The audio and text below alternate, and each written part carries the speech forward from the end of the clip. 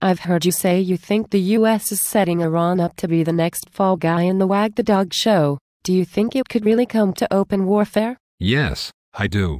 It could just be saber-rattling during an election year, but Western powers have been provoking Iran for years now, 2 decades really. I just saw another report proclaiming that Iran is likely to attack the US, which is about as absurd as the allegations Bush made about Iraq bombing the US when he fomented that invasion. It's starting to look rather serious at this point, so I do think the odds favor actual fighting in the not-too-distant future. Could they really be so stupid? You know the answer to that one.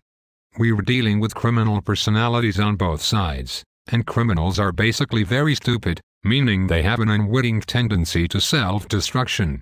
One thing to remember is that most of those in power in the West still believe the old economic fallacy that war is good for the economy. The old broken window fallacy. It's hard to believe anyone could get away with making a mistake that dumb for that long. People like those in power still suffer the delusion that it was World War II that ended the Great Depression for the US.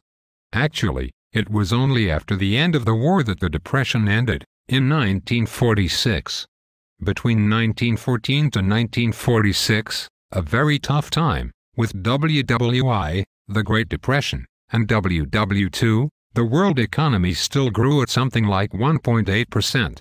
I believe real growth would have been several times as great, were it not for the state and its products. But people still believe that spending money on things that explode and kill and destroy is somehow good for the economy. I suppose they think it's okay if it creates jobs here and destroys lives and livelihoods over there. But aside from the fact that it's not safe to assume today's enemies are not capable of bringing the battle onto US soil, it still ignores the fact that you're spending money on stuff that gets destroyed, like broken windows, and that impoverishes us all. Worse, the cost is not just economic. That's right. This coming war with Iran has the potential to turn into something resembling World War III, with enormous consequences. Now, it's hard to speak with any certainty on such matters, because most of what we have to go on are press reports. Governments keep most really critical facts on their doings to themselves, and what you read in the press is as likely as not just a warmed-over government press release. In other words, propaganda. Meaningless, if not actively deceptive. It is correctly said that in war, truth is the first casualty. But we do have the internet these days, with indie reporters offering coverage ignored by the talking heads in the mainstream media. True. It does not keep the chattering classes honest, but it does provide some diversity of spin, from which we can try to infer what's really going on. And from all the various sources, mainstream and alternative, Western and from within the Muslim world, I have to say that it appears to me that the Iranians are not actually developing nuclear weapons. Then why do they act in such aggressive and bombastic ways? Western powers are pushing them around, telling them what they can and cannot do, and treating them like children or mental incompetents with no right of self-determination. How else would you expect them to react? They may have a collectivist theocratic regime, but it's also a proud and ancient culture. I'm certainly no fan of the Tehran regime, but Iran is a sovereign state.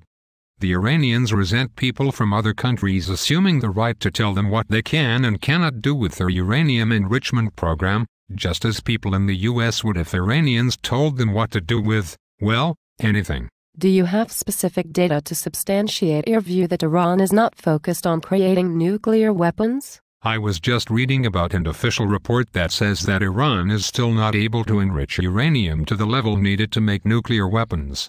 Uranium occurs in 2 isotopes with half-lives long enough to make it possible to find reasonable amounts of them in the Earth's crust, U-235 and U-238. Most of it is U-238, 99.3%, but it's the U-235 that's fissile, meaning, it's the one you want for making nuclear reactors and weapons. So you have to enrich U-235 to about 20 to 30% to make reactor fuel and 90% or better to make weapons. That's why the Russians are able to sell downblended uranium from decommissioned nuclear weapons for use as reactor fuel.